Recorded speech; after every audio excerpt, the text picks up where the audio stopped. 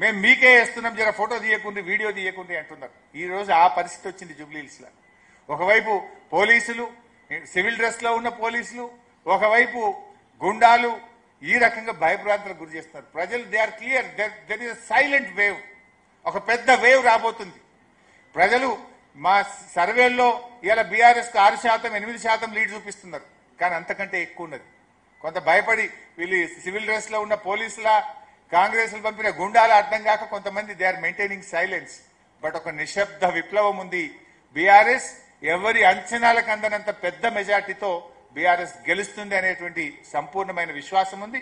మరి జూబ్లీహిల్స్ ప్రజలకు కూడా బీఆర్ఎస్ పార్టీ తరఫున ఈ రోజు మీరందరూ కూడా వికాసాన్ని గెలిపించండి, ఈ యొక్క అరాచకత్వాన్ని, ఈ యొక్క విధ్వంసాన్ని ఓడించండి. హైడ్రా ఆగాలన్నా, 6 గ్యారెంటీలు అమలు కావాలన్నా, ఈ అరాచకాలు ఆగాలన్నా మీరందరూ కూడా బీఆర్ఎస్ ను గెలిపించాలని మీ అందరినీ ఈ ప్రెస్ క్లబ్ ద్వారా, ఈ మీట్ ద ప్రెస్ కార్యక్రమం ద్వారా బీఆర్ఎస్ పార్టీ తరఫున మీ అందరికీ విజ్ఞప్తి చేస్తూ ధన్యవాదాలు. థ్యాంక్ యూ హరీష్ రావు గారు. జూబ్లీహిల్స్ లిమిట్ కావాలని కోరింది ఎందుకంటే హరీష్ రావు గారి నుంచి ఈ ప్రమాదం పొంచి ఉందని.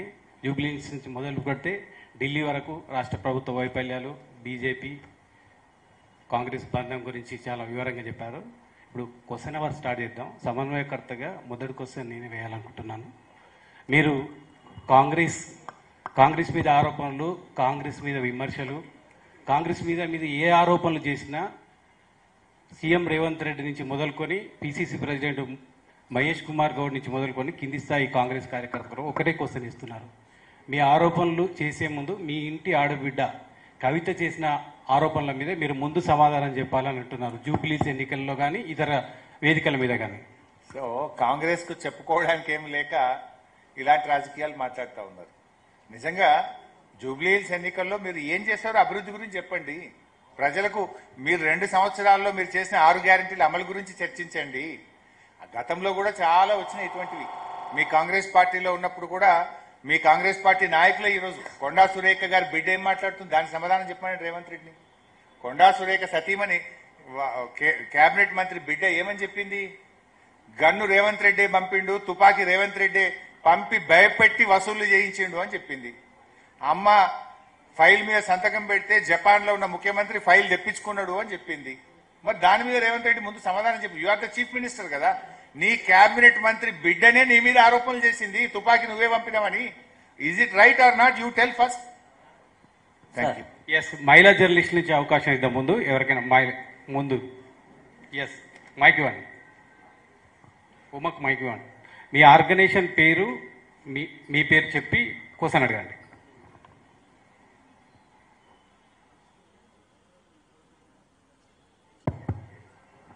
సార్, నా పేరు ఎన్నుమాదేవి, ఇండిపెండెంట్ జర్నలిస్ట్. సార్, మా బీఆర్ఎస్లో చాలా కీలకంగా వర్క్ చేసిన మాగంటి గోపి గారికి చాలా ఇష్యూస్ వచ్చాయి. అగర్ మాగంటి సునీత గెలుస్తే నిలదొక్కుంటుంది అంటారా? అక్కడున్న రాజకీయాలు కంపేర్ టు అదర్ నియోజకవర్గం జూబ్లీహిల్స్ అనేది చాలా టిపికల్. సో ఆ మాగంటి గోపి గారికే పార్టీల పరంగా చాలా ఇబ్బంది అయింది కదా. సో సిచ్యువేషన్ ఎలా ఉండబోతుంది? సిస్టర్, ఇప్పుడు గోపి గారు అద్భుతంగా పనిచేశాడు. 3 సార్లు హ్యాట్రిక్ ఎమ్మెల్యేగా గెలిచాడు. కంటిన్యూస్ గా హ్యాట్రిక్ ఎమ్మెల్యే ఆయన మేము ప్రచారానికి వెళ్తుంటే చాలా బస్తీల్లో గోపన్న చాలా మంచోడు, మాకు చాలా సహాయం చేశాడని ఆయన పనితనాన్ని ప్రజలు గుర్తు చేసుకుంటున్నారు. బస్తీల్లో గోపి గారి గురించి వాళ్ళు చెప్పడం జరుగుతూ ఉంది. సో సునీత గారు తప్పకుండా బాగా పనిచేయగలుగుతారు. సునీత గారు ఒక సగటు మహిళగా, ఒక ఇంటి యజమానిరాలిగా మహిళల బాధలను, మహిళల మంచి కష్టాలను బాగా తెలుసుకోగలిగినటువంటి వ్యక్తి. సో డెఫినెట్ గా ఆవిడ బాగా పనిచేస్తుంది. ఆవిడకు వెన్నంటి బీఆర్ఎస్ పార్టీ ఉంటుంది. మేమందరం కూడా వారికి చేదోడు వాదోడుగా ఉంటాం. తప్పకుండా ఒక మహిళగా తన ప్రయత్నం తాను చేయడంతో పాటు whole party will be with us. Yes sir. Ravikumar, Namaste Telangana. Sir, రేపు సాయంత్రంతో ప్రచారం ముగుస్తుంది. ఇప్పటిదాకా మనం కాంగ్రెస్ వల్ల కూడా ఏది గూండా రాజ్యం ఇది అంటున్నారు. ప్రచారం ముగిసింది, 48 గంటలు ఉంటుంది. దీన్ని ఎలా ఎదుర్కోబోతుంది బీఆర్ఎస్? అందుకే మేము ఈరోజు కేంద్ర ప్రభుత్వ ఎన్నికల కమిషనర్స్ ను మా ఎంపీ సురేష్ రెడ్డి గారు, దామోదర్ రావు గారు కలుస్తున్నారు. ఈరోజు 4:30కి అపాయింట్మెంట్ కూడా ఇచ్చారు. కేంద్ర ప్రభుత్వ బలగాలను ఇక్కడ దించాలని చెప్పి బీఆర్ఎస్ పార్టీ ఎన్నికల కమిషన్ను కోరింది. మేము రిటర్న్గా నిన్ననే పంపాము. ఈరోజు అపాయింట్మెంట్ కూడా ఇచ్చారు. సెంట్రల్ ఫోర్సెస్ని పంపాలని. ఎందుకంటే ఇవాళ పోలీసులు చాలా దుర్మార్గంగా వ్యవహరిస్తూ ఉన్నారు. మొన్న షేక్పేట్లో వహీద్ అని మా ముఖ్యమైన నాయకుడు, ఆయన ఇంట్లోకి చొరబడి ఆయన తల్లిగారి మీద, భార్య మీద కూడా మగ పోలీసులు రూడ్గా బిహేవ్ చేశారు. బెడ్రూమ్లోకి కూడా వెళ్ళారు. వాళ్ళ కుటుంబ సభ్యుల్ని రాత్రి ఎత్తుకుపోయారు. అంటే ఈ రకంగా ఇంత అమానవీయంగా విచ్చలవిడిగా పోలీసులు మహిళల పట్ల వ్యవహరిస్తూ ఉన్నారు. లిటరల్లీ మా నాయకులకు లోకల్ సిఐలు, ఏసీపీలు బెదిరింపులకు గురి చేస్తున్నటువంటి పరిస్థితి ఉంది. అందువల్ల కేంద్ర ప్రభుత్వం సెంట్రల్ ఫోర్సెస్ని ఇక్కడ దించాలని, మన దేశంలో ఎక్కడ చూడం ముఖ్యమంత్రి డీజీపీకి అపాయింట్మెంట్ ఆర్డర్ ఇచ్చిండు. అసలు నేనైతే ఇప్పటివరకు చూడలే ఇన్నేళ్ల జీవితంలో ముఖ్యమంత్రి చేతుల మీదుగా అపాయింట్మెంట్ ఆర్డర్ అందుకుంటున్న డీజీపీ శివధర్ రెడ్డి. ఇది అన్ని పేపర్లలో ఫోటో ఐటమ్. ఇంకా ఆ డీజీపీ లా అండ్ ఆర్డర్ ఏం ప్రొటెక్ట్ చేస్తాడు? ఆ డీజీపీ న్యాయంగా ఎక్కడ వ్యవహరిస్తాడు? అందువల్ల ఇవన్నీ విషయాలు కూడా ఎన్నికల కమిషన్ చెప్పాం. సెంట్రల్ ఫోర్సెస్ ఆధ్వర్యంలో జూబ్లీ హిల్స్ ఎన్నిక జరపాలని మేము డిమాండ్ చేస్తా ఉన్నాం. Yes ma'am. నమస్కారం సార్, నా పేరు మర్యాద రామాదేవి, బిగ్ టీవీ నుండి. సార్, పోలింగ్ పర్సంటేజ్ చూసుకున్నా గత 4 ఎన్నికల నుంచి కూడా 53% అనేది ఇప్పుడు దాటలేదు.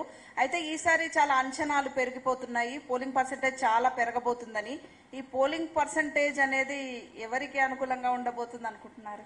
రమాదేవి గారు మంచి క్వశ్చన్. జనరల్ గా మనం పాస్ట్ రికార్డ్ ఎప్పుడు చూసినా పర్సంటేజ్ ఎప్పుడైతే బాగా పెరుగుతుందో అది ప్రభుత్వ వ్యతిరేక ఓటు. ప్రజల్లో కోపం ఉంటున్నప్పుడు, ప్రజల్లో ఒక కసి ఉన్నప్పుడు ఏమవుతుందంటే ఓటర్ వచ్చి ఆ ప్రభుత్వానికి వ్యతిరేకంగా ఓటేస్తాడు. ఇన్ జనరల్ గా ఉమ్మడి ఆంధ్రప్రదేశ్లో కానీ, తెలంగాణ ఏర్పడిన తర్వాత కానీ మనం ఎప్పుడు చూసినా పోలింగ్ పర్సంటేజ్ పెరిగిందంటే అది ప్రభుత్వ వ్యతిరేక ఓటు.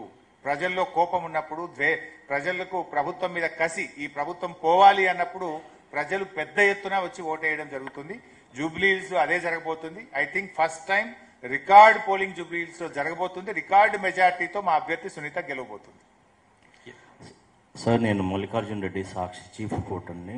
మీరు కాంగ్రెస్ బీజేపీ ఒకటే, వాటి మధ్యలో ఒక ఫెవికాల్ బాండ్ ఉందని చెప్తున్నారు. ఈ మధ్యలో సీఎం రోడ్ షోలో ఒక కామెంట్ చేశారు.